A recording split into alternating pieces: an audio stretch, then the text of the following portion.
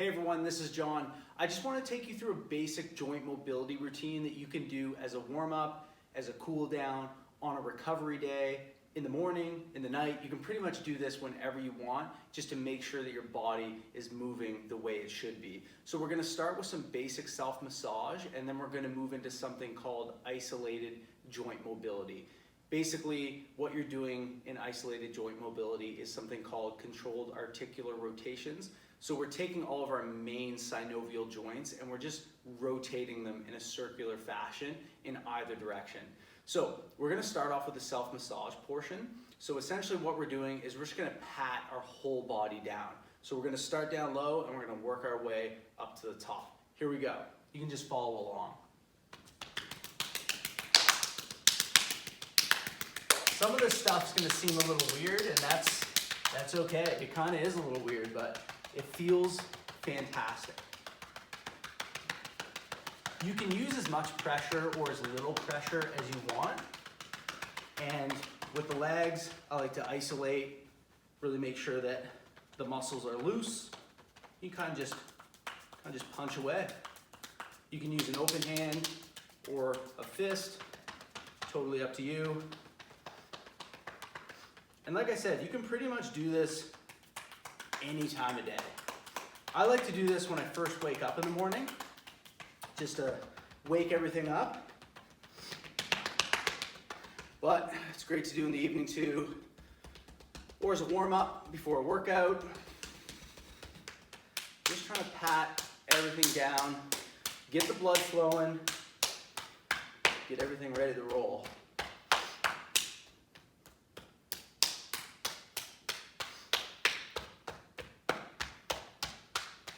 Nothing complicated with anything we're going to be doing here. You don't need any fancy equipment. You literally just need your body. Go up and down the sides. I really like to work into that subscap area. Get those lats nice and loose. Right down the side body. And then start to get the back. If there's an area you can't reach, you don't have to do it. You'll eventually gain the mobility to kind of be able to tap down your whole body. But for now, just do what you can reach. We're just gonna punch the glutes, get those big muscles fired up, getting those hip flexors, a little side massage. A little neck action. You can even work up to the head as well.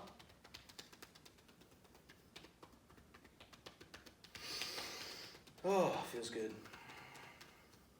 Now we're gonna go into some bounces. So spend as much time as you want on that self-massage portion, but now we're just gonna go and loosen everything up, get into the joint mobility. So we're gonna do some hops, staying as loose as possible. Just bouncing. Keeping everything loose and limber. Do some rotations. If you hear any cracks and creaks throughout your body as we do this, that is normal. If it's painful, then you gotta be a little bit more mindful, right? You gotta take a step back and make sure you're moving slowly and with control, because as we unlock new ranges of motion, sometimes our body's not always prepared for these new ranges, so you really have to work slowly and with control. So always working within your comfort range. If you're feeling discomfort, that's okay. If you're feeling pain, pump the brakes a little bit. Just step back, reevaluate, and maybe do a little bit of a regression. Just take it a little bit slower. Loosen up those rotator cuffs. We're gonna do the famous Conor McGregor walk. This is kind of his claim to fame, among other things, but it's a fantastic rotator cuff warm-up. Straight from the back.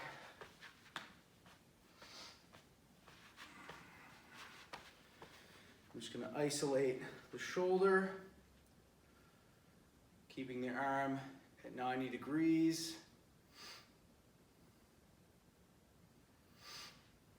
Switch over.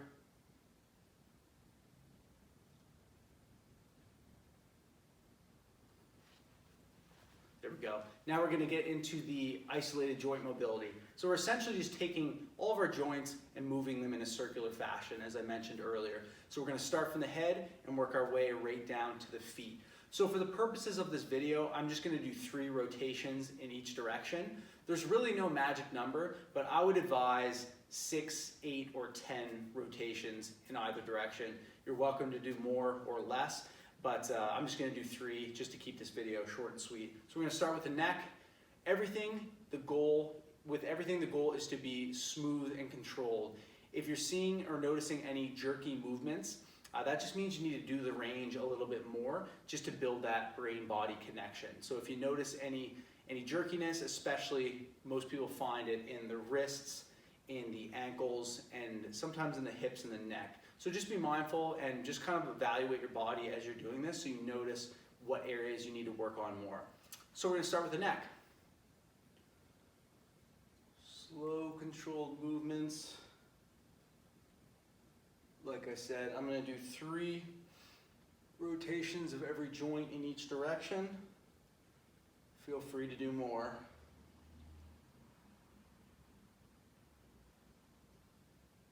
Now we're gonna move to the shoulders.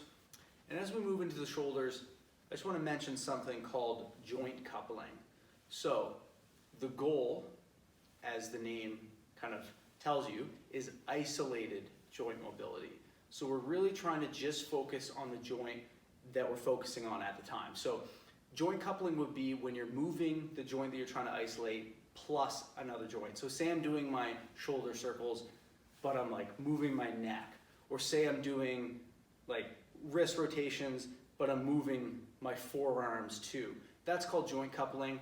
Try to avoid it, even though it means that your range of motion is going to be a little bit smaller. That's okay. We want, even if it's a smaller range of motion, we really want to work on isolation here because that's what's going to give us the true range of motion throughout the body. So we just did shoulder circles. Now we're going to do some elbow rotations. So keeping the elbows close and just rotating the forearms. Just gonna do 3 in each direction. Next, we're gonna do some open and closes. So we're gonna lift up and we're gonna extend and bring it back. Extend, bring it back, extend, bring it back. Now we're going to open as we do that. So we're gonna open, bring it back. And I realize some of these aren't actually rotations, but everything we're doing here is prepping the body for the rotation aspect of the practice. Here's the rotations. We're gonna go 1, 2, 3, and we're keeping the elbows where they are. 1, 2, 3. A lot of people find that movement a little sticky, so just notice that. Notice if you have any sticky spots in there, and then as you continue to do this every day or every week, I recommend every day, you'll notice that these sticky spots start to get eliminated. So we're just gonna do some side bends real quick. Remember, slow and controlled. Every movement, slow and controlled.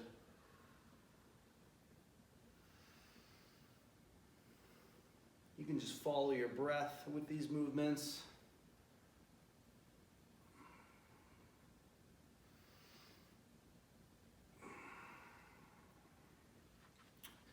Next, we're gonna keep our elbows by our sides and we're just gonna flip the forearms over.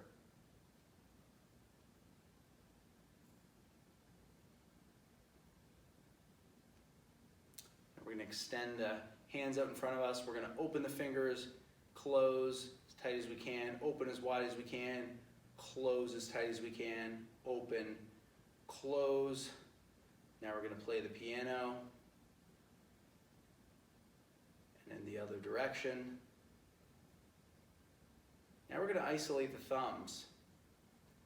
In this texting era, it's really common for people to develop a lot of thumb issues just from slamming away on the keyboard of their phone. So it's important to give those thumbs some love from time to time. Next, we're going to isolate the wrists. Now notice, I'm going to flip my forearms. I'm gonna put my hands kind of by my sides here, my elbows by my sides, and I'm just trying to isolate the wrist. So I'm not moving my forearms around like that. I'm just moving my wrists. This is gonna be a very small range of motion for a lot of people, and that's totally okay. Just isolating those wrists. Next, we're just gonna do some figure eights with our arms. So we're gonna take our arms up, boom, boom. It can sometimes help to make sound effects. And then switching directions usually gives people some problems, but we'll get there. Boom, just like that. We're gonna move to hip circles. Ooh, fall here, whoa. All right, hip circles, big wide circles, as wide as you can. 3 in each direction.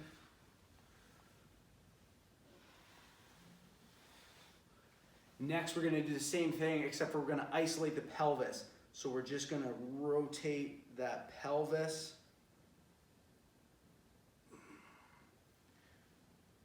As you're prepping for this movement, this kind of hula hoop movement, it can sometimes help to do hip hikes.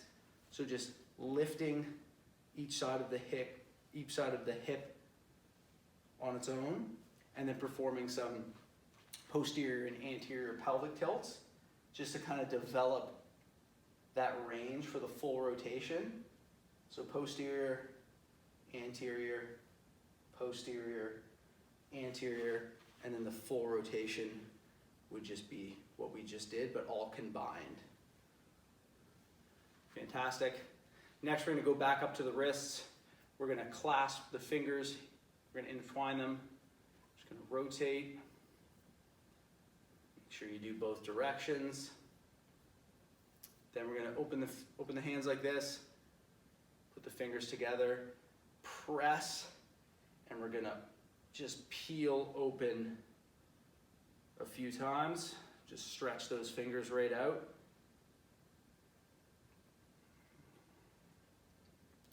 Great. Now we're gonna do some rib cage rotations. So we'll start with just a deviation. So we're just moving our rib cage. It feels weird. We're trying to keep the hips stationary and just move the upper half of your body. It's similar to triangle pose in yoga when you're just getting that extension there. And we're gonna do the other way as well. We're gonna go forward and back, forward, back. This can take a lot of practice. It's a strange movement for sure. And then we're gonna do the rotations. We're gonna try to rotate the entire upper body 3 times in each direction. It's like a dance class. Boom, there we go. Now, we're gonna do, spread the feet out a little further than shoulder width. We're gonna make an X at our shoulders. We're gonna twist. Keep those legs locked or a slight bend. And we're just gonna do 3 rotations.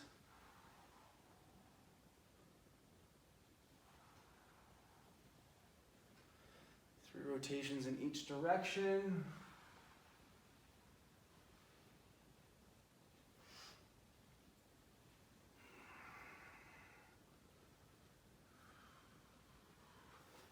Great. Feet together, hands just above the knees. We're just gonna do some knee circles here. 3 in each direction. Then we're actually going to grab on to the kneecap or the patella, and we're just gonna rotate the actual kneecap itself. And I know this seems strange, but it can actually help your patella track a little bit better. So if you get cracks in your knees when you're bending and extending, this can actually help alleviate that a little bit. Then we're gonna spread the feet a little bit wider, slowly and with control. Bring the knees in and swoop them out. Now this is a movement that a lot of people would see and say, oh, that's dangerous, you shouldn't do that, you're gonna hurt yourself. Yes, it's dangerous if your body's not prepared for it, so start slow. But in real life, in day-to-day life, it's almost 100% guaranteed that eventually your body's gonna be in a position like this. Maybe you fall or slip on ice and you're twisting in weird ways. If you're not prepared for it, that's when you're gonna get hurt. But if you can move your body in weird ways and get ready for anything that can happen, then you're not gonna get hurt as often and your quality of life will go up in the long run. So Now we're going to the ankles. So we're gonna stand, we're gonna lift hip, we're gonna hike that hip, and then we're just gonna extend the leg out. We're just gonna do 3 ankle rotations in each direction. Slow and controlled movements. And then we'll switch, hike the hip up, extend the leg, 1, 2, 3. And this one's usually very choppy for people. 3, like you might notice when you're doing this that your ankle is just shaking and kind of quivering as it attempts to get that end range of motion. It's totally normal. It gets better with time. The more you do it, the smoother the movement is going to become. So yeah, that's the self-massage and the isolated joint mobility routine. Feel free to save this video, use it as often as you want. I do this every single day. It's a fantastic way to start your day, to end your day. It's a good pre-workout prep, or it's fantastic for recovery. It's just the natural ranges of motion of your body. And there's a whole lot of other stuff too. There's a bunch of other drills you can do. I'll do another video with some different variations of some of the stuff that we've covered today. This is just kind of scratching the surface. But yeah, it's just a good little introduction of some of the different ranges of motion that you want to be practicing on a daily basis to ensure that your body functions well for the long term, because that is the goal, right? We want to keep our quality of life high as we age. So you can't be too old or too young to start this stuff. There's really, like, the younger the better, of course. I used to coach a lot of younger athletes, and I was always getting them to do this kind of thing, because if you start while you're young and you make it a habit, it's going to be a lot easier to maintain this practice as you age. So I hope you enjoyed, and I'll see you on the next video.